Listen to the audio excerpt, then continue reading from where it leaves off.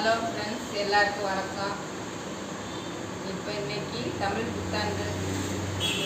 புத்தாண்டு வாழ்த்துக்கள் எல்லாருக்கும். எல்லாரும் நல்லா இருக்கு, இறைவனை வேண்டியது. இப்போ நம்ம இன்னைக்கு முதல்ல புத்தாண்டுக்காக வேண்டி சக்கரை பொங்கல் செய்ய போகிறோம் எங்கள் வீட்டில். அதை எப்படி குக்கரில் சீக்கிரமாக செய்யலாம் அப்படிங்கிறத இப்போ உங்களுக்கு நான் காமிக்க போகிறேன். அதுக்கு தேவையான பொருள்கள் என்னங்கிறத முதல்ல சொல்லிடுறேன்.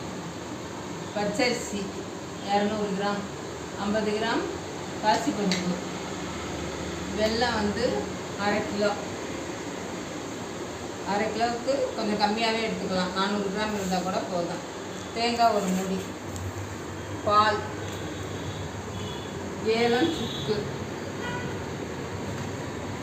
கிஸ்மிஸ் பழம், நெய். இதே தேவையான பொருள் சக்கரை பொங்கலுக்கு. இப்போ நம்ம இன்றைக்கி முதல் நல்ல வருஷப்பொருப்பு அன்றைக்கி சக்கரை பொங்கல் செஞ்சுட்டு மற்ற செய்வது நல்லதுன்னு உங்களுக்கு சக்கரை பொங்கல் செய்ய போகிறேன். அதை எப்படி செய்யணும்னு உங்களுக்கு தான் காமிக்கிறேன். இப்போ நீங்கள் வாங்கியிருக்கிற அந்த பச்சரிசியை ஏதாவது அந்த அளவான பாத்திரத்தில் எடுத்துக்கணும். அதை எடுத்துட்டு ஒரு பாத்திரத்தில் போட்டுட்டு தேவையான அளவு தண்ணி போட்டு ஒரு 10 நிமிஷம் ஊறட்டும்.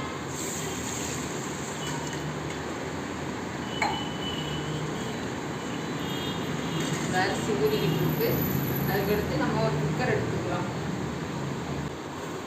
இப்போ நம்ம ஸ்டவ்வில் ஒரு குக்கரை வச்சுக்கிட்டு நம்ம எந்த பாத்திரத்தில் ஒரு பாத்திரம் அளந்து எடுத்தோமோ அதே பாத்திரத்தில் 3 டம்ளர் தண்ணி வைக்கணும்.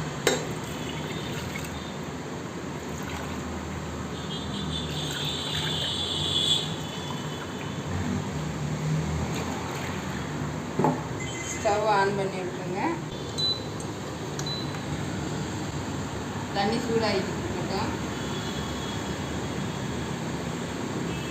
நம்ம இப்போ ஒரு 100 மில்லி பால் எடுத்து வச்சுருந்தோம்னா அந்த பாலை அந்த தண்ணியோட சேர்த்துக்குவோம். இப்போ கொதிச்சு வரவிட்டு நம்ம அரிசியை போடுறோங்க. இந்த சக்கரை பொங்கல் கெடாமல் இருக்கணும் 2 நாளைக்கு அப்படின்னா இந்த பாசி பருப்பை லைட்டாக வெதிப்பிட்டு போடணும். நம்ம உடனே சாப்பிட்றாருந்தா அப்படியே போடலாம். ஊற வச்ச அரிசியோட இந்த பாசி பருப்பையும் சேர்த்து அதில் கழுவிக்கிறேன்.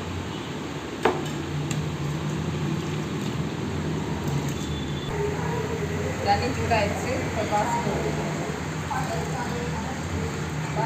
பச்சரிசியும் சேர்த்து போட்டு வேக வைக்கணும்.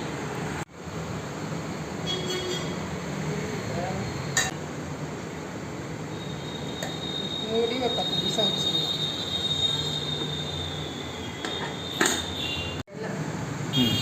இந்த வெல்லத்தை நம்ம சாதம் 2 விசில் வந்துருச்சு, இறக்கி வச்சுட்டோம். குக்கர்லேருந்து சாதமும் பருப்பு வந்துருச்சு.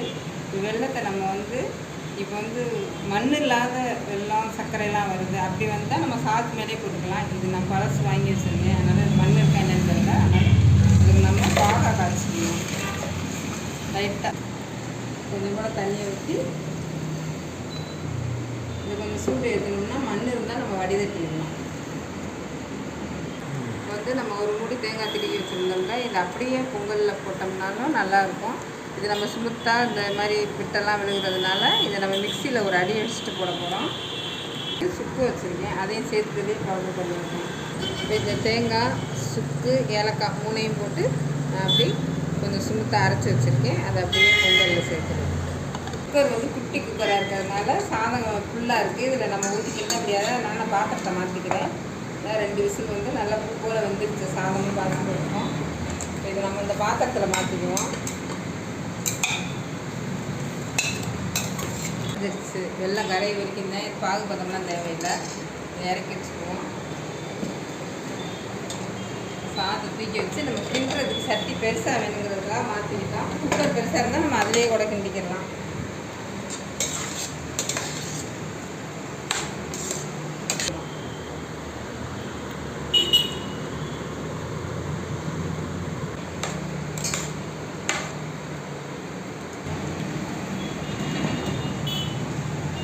தேங்காய் அரைச்சி வச்சுருந்தோம்னா கொஞ்சம் தேங்காயும் இதில் போட்டு சேர்த்துக்கலாம்.